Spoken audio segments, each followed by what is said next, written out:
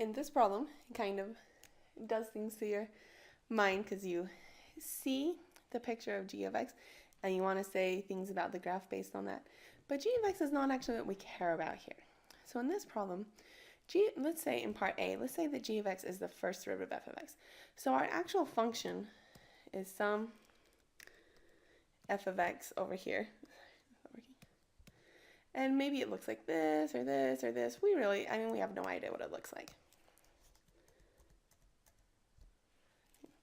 So we don't really know what it looks like, but we do know what g of x looks like. And g of x is the actual derivative. Okay. And so this is actually a lot easier than you think if you just kind of ignore the actual picture. So pretend the picture's not there. So we want to know what's the nature of f of x when x equals 3. So what we want to do, g of x is the actual derivative. So let's see what g of 3 is equal to. Now g of 3, they said that g is actually f prime. So let's see what we get. So you look at g and you look at 3 and it is 4. Okay, so now forget everything about g of x for a moment. You really don't care about it at all. Okay, and just look at this part. Okay, so if I told you that the derivative of f of x is equal to 4, you say, okay, is that positive or negative? That's positive. So the first derivative is positive. So what happens when the first derivative is positive? That means it is increasing. So f of x itself would be increasing. We don't actually know really anything else about it except for the first derivative was positive at that point, so it was increasing. And again, so g of 3, we went to g up to 3. So the y value on g of x is equal to 4. But we don't actually care about the graph of g of x itself. We just care about, okay, g of x is really f prime.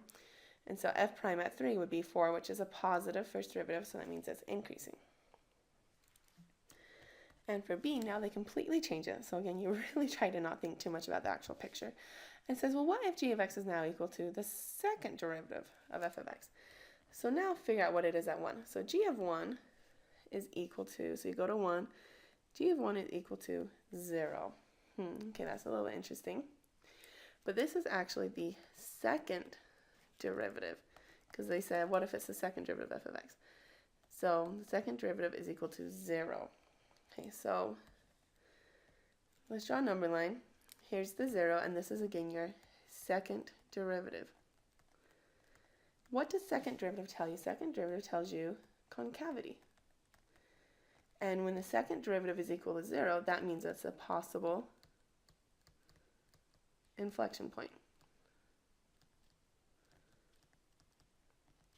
What you need to do to see if it is an inflection point is you would check the second derivative on each side.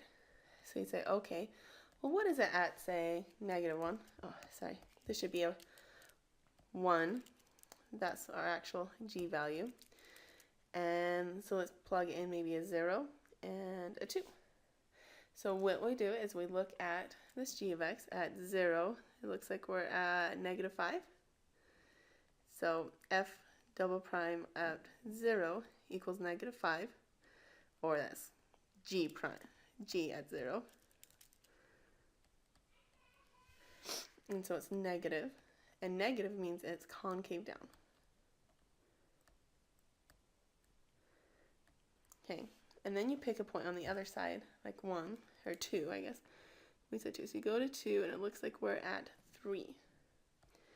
So g of 2 is equal to the second derivative at 2, which is 3. And so that's positive, and so you're concave up. Okay, and so that means you look something like this. Okay, so we went from concave down to concave up, and so f at 1 is an inflection point.